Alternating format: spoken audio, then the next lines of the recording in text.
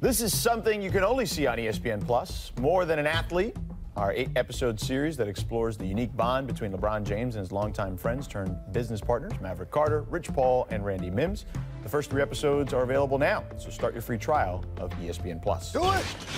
Last night, Kobe spoke at an event for Lakers season ticket holders, and as you can imagine, he took the opportunity to throw some shade at the big bad Warriors, who are right in the middle of their own dynasty. Let's take a listen.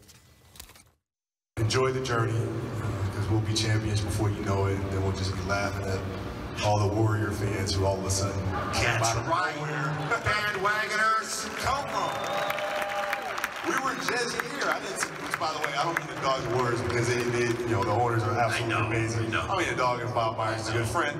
But I remember going there to play and looking around and seeing a lot of Laker jerseys in the stands. And all of a sudden, I'm like, what?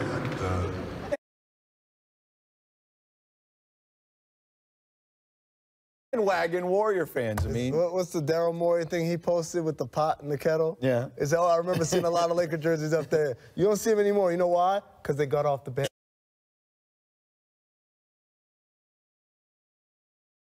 It has nothing to do with Kobe, the Lakers, whatever. When there's a team that is as excellent as the Warriors are at what they do, why would you say, oh, don't be a fan of good basketball? Yeah. You know, it's like, I'm a big fan of Christian Bale because he's one of the best actors in the world. Right. Should I be not excited for the Vice President movie that's coming out? Or should I say, oh, no, I want to go see Pauly Shore instead? Because I've been riding with Pauly Shore since day one. Not these bandwagon like these bandwagon Christian Bale fans. It doesn't make sense, man. Why do we want to ignore excellence? Hey, listen, I grew up in Miami, and everybody became a Heat fan between 2010 and 2014, so I've seen it. Like, I get it.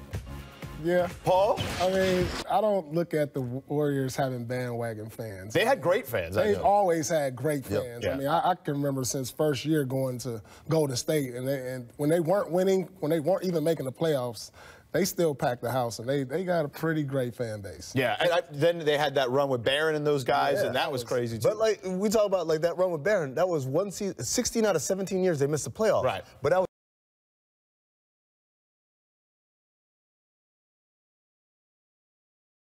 a tough building to go to, and every single time they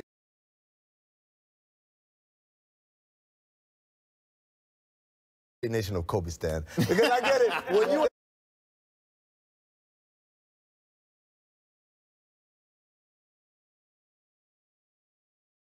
everybody else is a bandwagon fan because he's got people who worship him. We still need to fix that.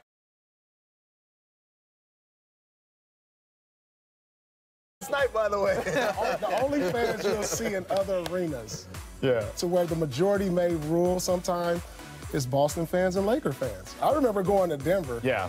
And Boston, I mean, those are religious fans that we're talking about. And you know what? There's certain arenas like that. Atlanta is one of those arenas where the opposite. It's just a road game. DC's like that. Yeah. Phoenix is like that, too. Kobe also said last night that he expects the Lakers to win another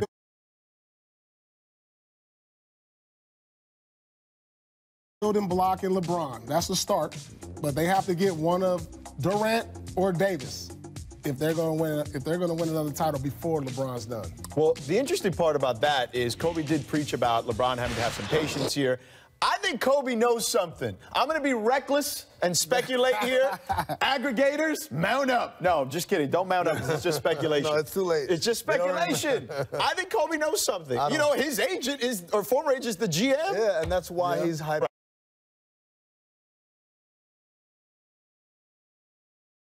Right. This is how it works. Because remember, he's right in the sense of putting themselves in a position and having the flexibility and all that. They did that last summer, though, and Paul George didn't come. Right? And so the idea is you can do things, and he's absolutely right. They're doing a good job of putting themselves in a position to take advantage of opportunity, but sometimes opportunity just don't show up because life is life, and sometimes things don't happen. So they just get Nas to go to El Segundo, Paul, right? And then Kevin Durant will show up. I don't know. You gotta get J. Cole out there. J. Cole, Kendrick, you know? Right.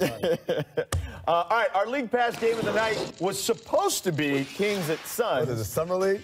Oh, come on, man. Come on, man. Which would be the first regular season matchup between the top two picks of this past draft. Oh, but young fella. we just learned that Marvin Bagley's going to miss tonight's game with back spasms. I mean, you weren't feeling the producer's pick to begin with. So what should be our new League Pass game of the night tonight? The only time we should, 1 versus 2 should be our League Pass game of the night is if it's down to Thomas and Mack in Las Vegas. Shout out to Warren LeGarry.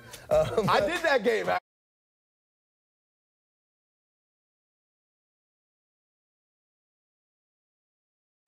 Blazers Mavericks? Yeah, Blazers Mavericks. That's the best. Go out to dinner. I don't know. Catch a movie. Catch a movie.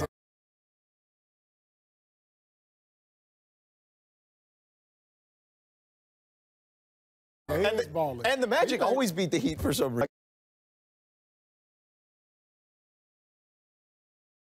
I got Steve Cerruti, the only Magic fan I know. This just in at the buzz.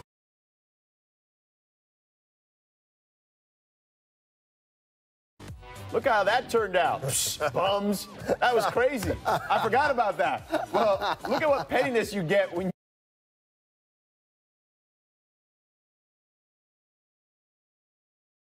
Tombstone cookies. Did he tell that to Marcus Thompson? They got to be Marcus Thompson.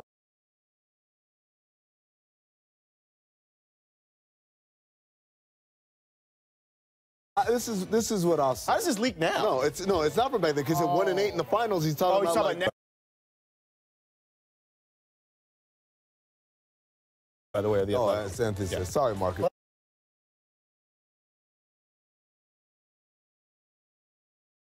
Them going 1-8 in the finals is still.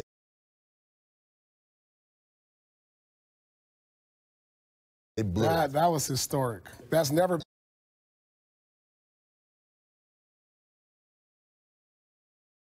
You can say whatever and all that, but the Cavs, after winning that one, man, they didn't need to do anything else. Right. That one. That franchise.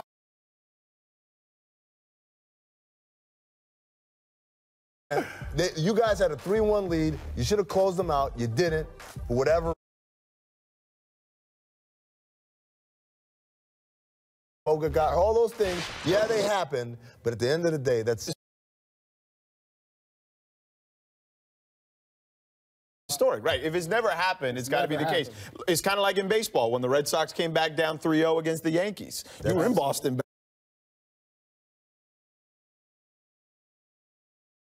Never do anything. If it's bad. On the bad side. Like,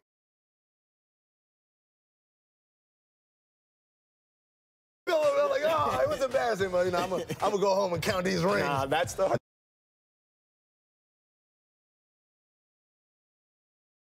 out of this. Like, okay, if that's the worst thing that happened to you, you didn't win 6 straight.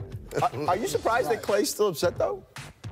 Is he upset? Well, I mean, or still talking? Interested in talking about it. Well, I don't know.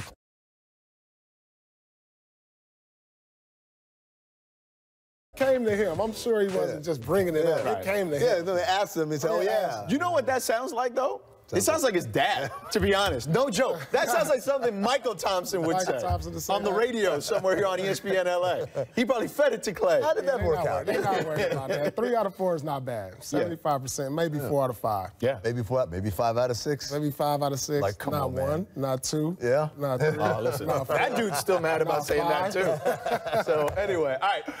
That's it for today. Thanks to our guys here. Amin, thanks to Paul for hanging out with us. Thank you for hanging out. Don't forget, Rachel is taking the jump to tomorrow. To Toronto tomorrow. Not to tomorrow. But it will be tomorrow. All access with the Raptors. Leading up to their showdown with the Sixers. True. All right. Sing it, boys. Something.